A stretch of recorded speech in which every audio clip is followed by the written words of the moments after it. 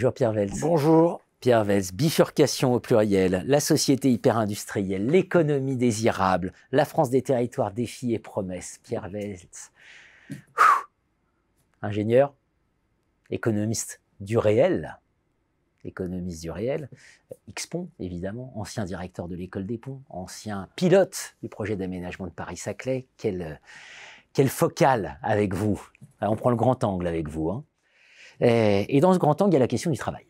Ouais. Et là, vous nous dites, le travail, alors d'abord, il faut le réenchanter. Voilà, il faut réenchanter le travail. Il y a urgence à le réenchanter. Et là, vous avez développé un concept très important, qui est l'idée d'une économie humano-centrée. Alors, expliquez-nous un peu de quoi il retourne. Ben, sur le travail, on pourra en parler des heures, évidemment. Hein. Donc, on va essayer de prendre quelques approches. Hein. La première chose que je dirais, c'est que... D'abord, il y a un constat contre-intuitif, hein, c'est qu'on pense que industrialiser, ça crée de l'emploi. Vous nous dites, c'est plus ça le sujet là. Oui, alors la réindustrialisation, je pense, est vitale, parce qu'il faut rester dans la course technologique, hein, sinon on décroche très vite quand on fabrique plus rien, etc. Mais il ne faut pas, donc c'est à la fois vital, mais en même temps, ce n'est pas ça qui créera des emplois. Il faut oublier le fait que l'industrie va recréer beaucoup d'emplois. On ne reviendra pas à ces situations-là. Ah oui, les usines, c'est des robots. Hein. Parce que, oui, les usines vont être de plus en plus automatisées. Hein. Allez sur YouTube, regardez la vidéo qui vous présente l'usine Tesla de Berlin. C'est fantastique. Il n'y a pas un humain. Hein. On voit les humains avec des iPads ou des choses comme ça. Pour ouais, on en voit quelques-uns. Alors, il y aura des activités autour de l'industrie, mais il faut être clair, l'avenir de l'emploi chez nous, maintenant, c'est les services, en particulier les services dits peu productifs par les économistes, mais fondamentaux évidemment, hein, les services à la personne, etc., liés au vieillissement, à la santé, à tous ces secteurs humano-centrés, hein, qui vont être le cœur de la nouvelle économie. Ouais. Alors le problème, c'est la qualité de ces emplois. Hein. La qualité de ces emplois de service. On a un processus dont on ne parle pas souvent, qui est une bipolarisation des qualifications dans notre société. Vous avez de plus en plus d'emplois très qualifiés, des ingénieurs, techniciens, etc. Ce n'est pas spécifique à la France. Hein. Et puis vous avez un développement très important des emplois dits peu qualifiés. Et puis vous avez un trou qui s'est creusé entre les deux, qui sont les emplois, disons, qui étaient avant les emplois basiques de classe moyenne. Hein. C'était les emplois d'ouvriers qualifiés qui ont largement disparu, et puis c'était les emplois d'employés qualifiés, vous voyez.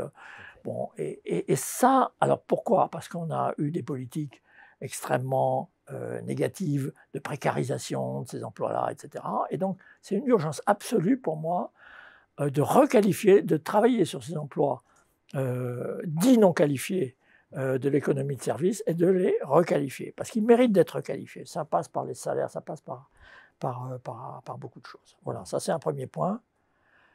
Le deuxième point, c'est que... il y a une inquiétude dans le deuxième point. Ouais, le deuxième point... Attention, les GAFAM quand même sont toujours en embuscade. Voilà, hein. Absolument. Je parle d'économie humano-centrée, en disant la santé, tous ces secteurs-là, les besoins essentiels des personnes, ça va être le cœur de l'économie de demain. Mais attention à la façon dont c'est fait. Hein. C'est-à-dire, humano-centré n'est pas humaniste par nature, ontologiquement. Hein. Ça peut mal tourner. Et en particulier, il faut être conscient du fait que les GAFAM sont complètement, plus qu'en embuscade, sont déjà commencés à investir ce secteur-là. L'éducation, les grands domaines d'avenir que voient les GAFAM aujourd'hui, Amazon, tous les autres, c'est quoi? C'est la santé. Ah oui. C'est l'éducation. L'éducation devient un business mondial de premier plan, etc.